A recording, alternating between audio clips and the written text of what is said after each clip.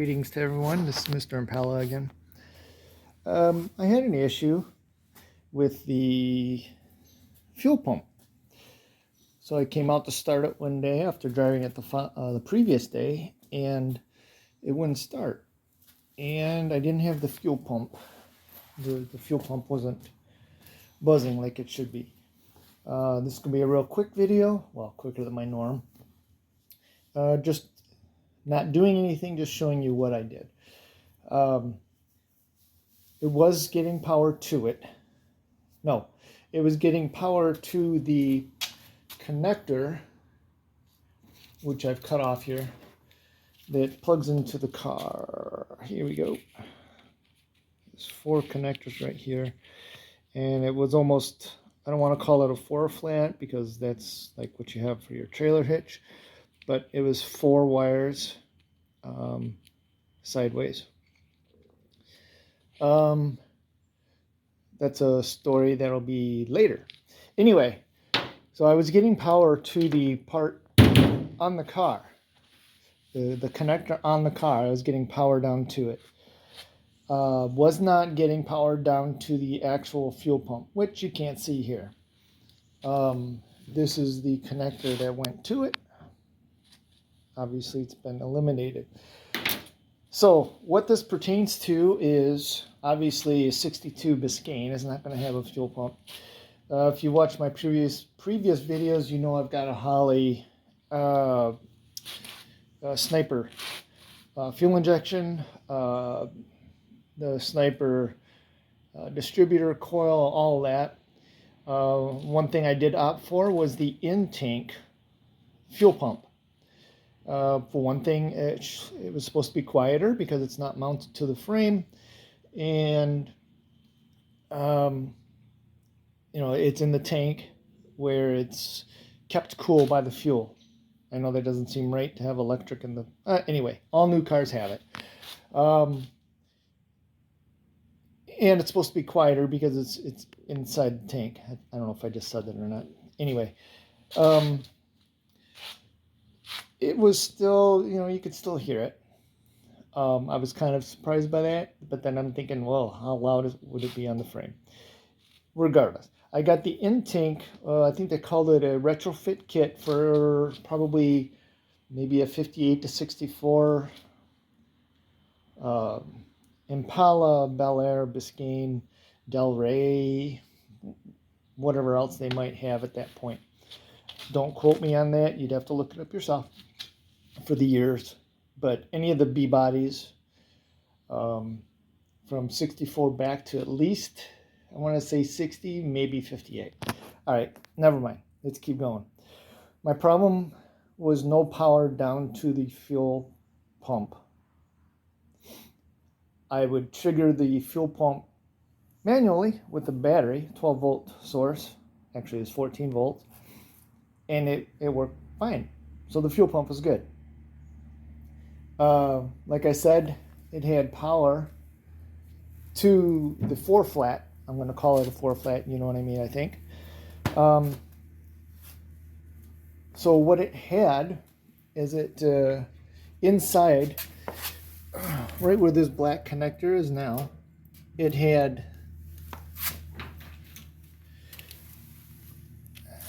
this piece that went right here. I had to hog this hole out quite a bit. This went in here, and then this end was at the 4 flat. So this went in here, and I'm not showing this very well. And then this plugged in, dang it, this was in the tank. This is the wiring that was in the tank. And that plugged in right here, okay? I would test power at this connector, and it had power. I would test it here, and it would have power. Sorry, here, it would have power. Sometimes. So the first time I fixed it, air quotes around that, took it all apart, played with these things a little bit, cleaned up the connectors in here, put some of the electrical, what do you call it? Oh, I'm drawing a blank on the name, but it's a grease you put in electrical connections, and it's supposed to help them stay drier and whatever. I don't know. Dielectric grease. There we go. And packed this full of it, and I packed this connector full of it. Put it in the car, started right up. Sweet. Came out the next morning, nothing. No fuel pump at all. Pulled the tank back out. Here it is. One day it would have, you know, good power, good connection. Next day it wouldn't. Hell, even 2 minutes later, sometimes it would be a good connector, bad connector, connection, bad connection, good connection. What I ended up doing is just replacing the whole thing. Straight wire, straight from what used to be the 4 flat connector to 4 square connector. Yeah, we'll call it that. And then I just ran wire all the way through.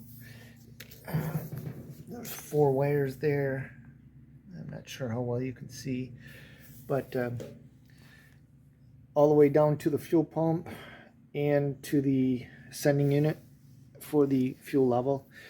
The purple wire here is for the sending unit, and this wire is for the ground for the sending unit. And I replaced all of that. So it's one wire from, here we go, here. You can see the 4 wires here. I don't have a purple wire here. I substitute with yellow because I didn't have purple. So I replaced, this is all one piece from here down to the pump, here to the sender. Then on the car itself, I had to put the, I guess the female part of this into the car. Snapped it together, it's got power. So if you have and I couldn't find anybody else having this problem. Maybe I'm the only one. Yay, lucky me. So if you have I think they call it a retrofit kit in your car, and you can't find the problem, you know, your fuel pump's going out and coming on, going out, coming on, it's not your relay. If you're getting power down to the car constantly, down to the tank constantly at that connection, just replace it. It's not that expensive. I think, you know, I had to buy the wire. I had the connections. I didn't have a 4 flat. But I had these connectors. Just something I have. Bought the wire and bought this connector right here. Says it's fuel proof, gasoline proof, ethanol proof. I bought that, and a few of the connectors at the bottom. You know, I might be into it for $40, and maybe more than that. Regardless, you know, it's all good now. One of the other things, like I mentioned earlier, that it was louder than I expected when I first did this a couple years ago, maybe 3 years ago. The fuel pump seemed to be louder than I thought it was going to be, louder than like in the Impala here, which that one doesn't run, so yeah, you know, that's really quiet. Anyway, so it was always, you know, it's metal on metal when I put it in. Apparently Biscaynes, maybe Impalas. I can't remember my 64 Impala if it had the rubber like things here to protect it or whatever. Anyway, I had an inner tube for my daughter's bike and cut it lengthwise, cut it to length to wrap around it. And the last time I did put this in, and it did run the one time, you can't hear the fuel pump.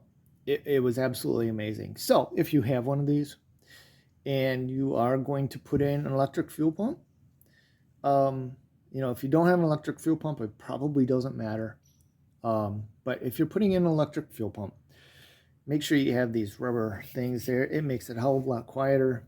And yeah, it's almost like a different car, I want to say, but I haven't been able to drive it. But it was a lot quieter. So that's it for me. Should be a pretty short video. It's about 10.5 minutes. So, hey, peace. Have a good one, and keep working on your cars. See ya.